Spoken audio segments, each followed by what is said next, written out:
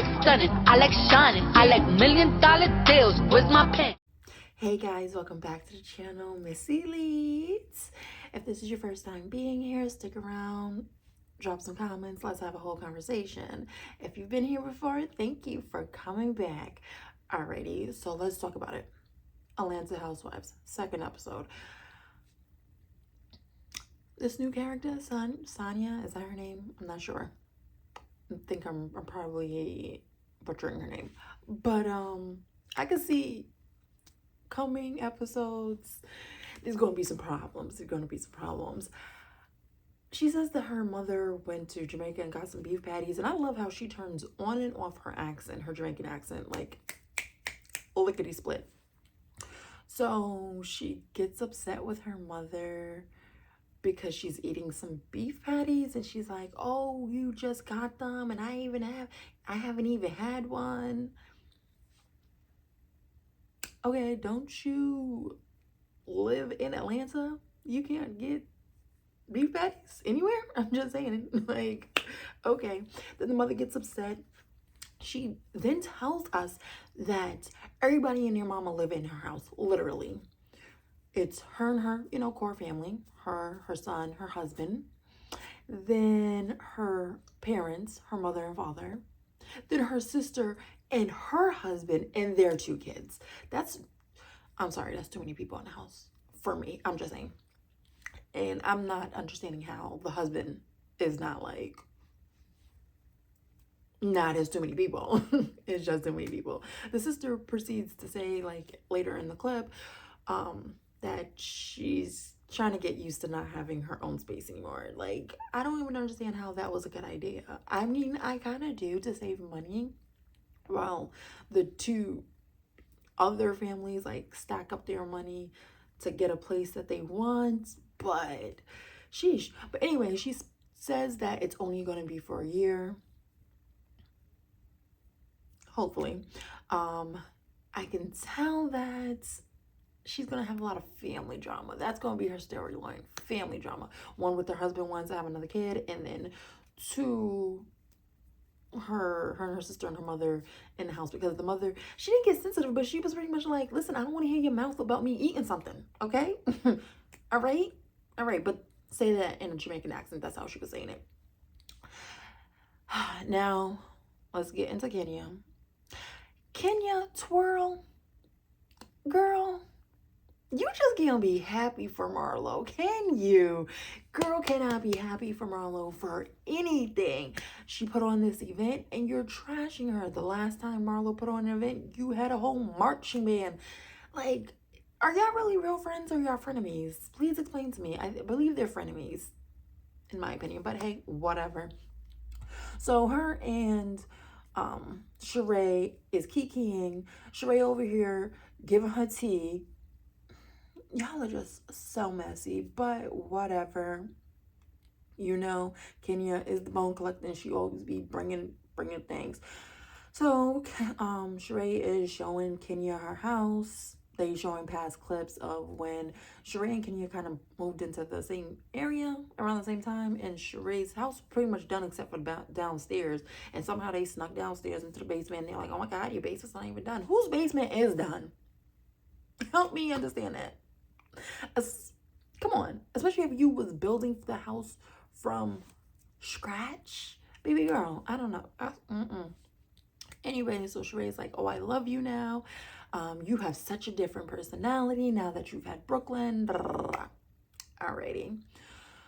So again, they're talking about Marlo and how, where's Marlo getting this money from? This idea just doesn't make any sense whatsoever. Whatever. Now, the main oomph in this is oh my gosh, why is her name God, what is her name? Oh my god, I'm Drew Sidora. Wait, I don't think her name is Sidora. Is it? Yeah, Drew Sidora. Yeah, I'm gonna call her Drew Sidora. Drew Sidora, her and her husband, I don't know how the heck he deals. No, reverse that. Scratch that. I don't know how the heck she deals with him. He is a true gaslighter. Now, on the other hand, Drew, you don't need to be bringing up things during certain times. Like, he's over here trying to do all romantic stuff and you over here trying to bring up old past issues. So I understand. But other than that,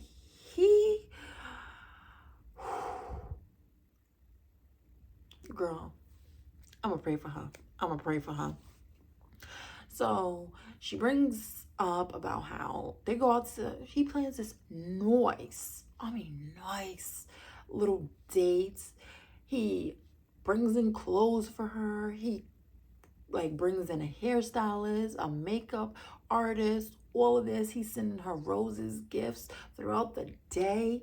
And she's loving it. She is loving it. See, now the drama is what we talked about last week was how he had an assistant and the assistant was up there talking about, oh, your back was hurting, you know, I should have gave you that massage. And he don't find nothing wrong with it. Everybody who hears the story is something like, the math is not mathing. And how do you not find anything wrong with that? He proceeds to say, she should have never went through my phone. Excuse me? Oh, okay. So we're going to put it off on her. Not the fact that you just laughed it off with this woman talking about, oh, well, you know, I'm a man. So I think his response was, he don't even know what his response was. Because when he was talking to the fellas about this, because the fellas brought it up, it was Todd, the new, I don't want to say character, the new housewife, Sonya's husband, I think his name is Ross or Aaron, I don't know, brought it up and was like, yo, bro, our wives have been talking our ear off about this. Let me hear your side of the story. He proceeds to tell his side of the story and it still don't even add up. And the husband's like, yeah, nah, bro. You still, nah. I can't. I'm trying to see where you're going with this, but no. So, rewind or fast forward. He takes her out on this elaborate date. Gorgeous. It's just like a rooftop dinner. It's just them. And then Drew brings up the drama. And he is pissed off. He is so pissed off that I guess it gets to dinner. I guess they was speeding through this meal. I don't know. He then gets the dessert. I'm sorry. He gets to the dessert. And he says, I regret doing this for you. I should have never did this for you. Drew is just crying. I don't know how she on camera having the world to see her husband disrespect her like this. That has to be embarrassing. Like all the way embarrassing. But we're not going to talk about that too much. First off, he's sneaky. He's sneaky because last episode, he was supposed to be in a garage or somewhere off in the house. And then he just came and he was like, oh, so we talking about this again? Now, granted, he could have overheard, but do you not remember last season? Drew had said that he has cameras all around the house. That man has cameras. That man has cameras. And he was probably eavesdropping and heard that Drew was telling their business. And he wanted to come and defend himself. But we're not going to talk about that. Let's get back into this episode. Let's talk about Marlo. Marlo, oh my goodness. She is so happy she has a peach. She is so happy she has a peach. I'm trying to figure out about the whole her not having edges, but yet she still wears lace fronts. I'm still confused about that. I'm not saying if you wear a lace front, you don't have edges, but like you talk about, oh, I finally have edges, but then we don't see the edges. Make it make sense to me. I don't know. I didn't see the edges. I couldn't peep which was the lace front and which one was the edges. Anyways, her nephew, she calls herself Monty, right? Her nephew is going on his like spring formal homecoming. That's what it is. He's going on his homecoming, and she bought him this nice suit. I love her nephews. They're totally so innocent and like la-di-da. They don't have any harshness to them. Like, I don't know, Marlo portrays like they came from a really rough neighborhood. And I'm pretty sure they did, but they are so innocent and so grateful to their aunt. Like, she was talking to Candy, and she was saying that, Candy, I wish you would reach out to me more. I have my nephews. I want my nephews to know family, so they can have a family environment. And I understand where she's going with that. But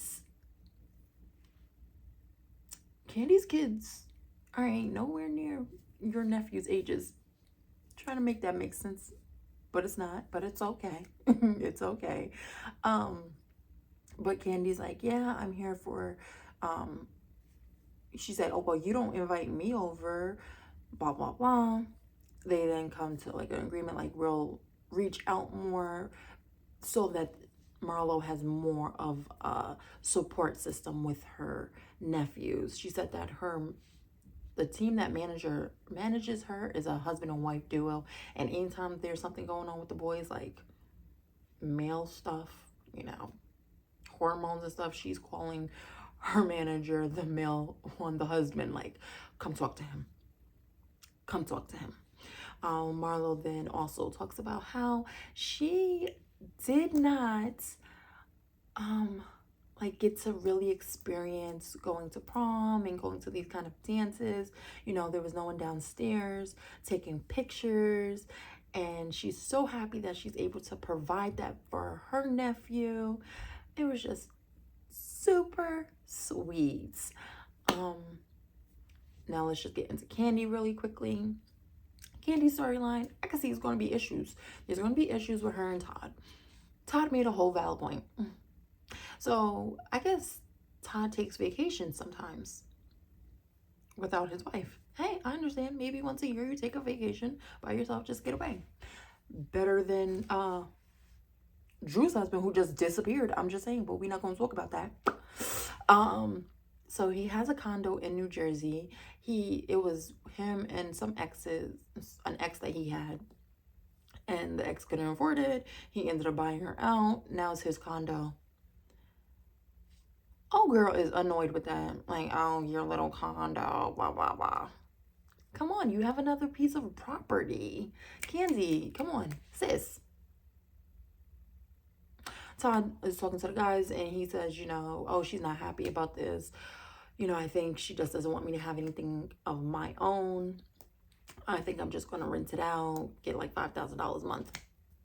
You smart. You smart, Todd. Make that money. Make that money.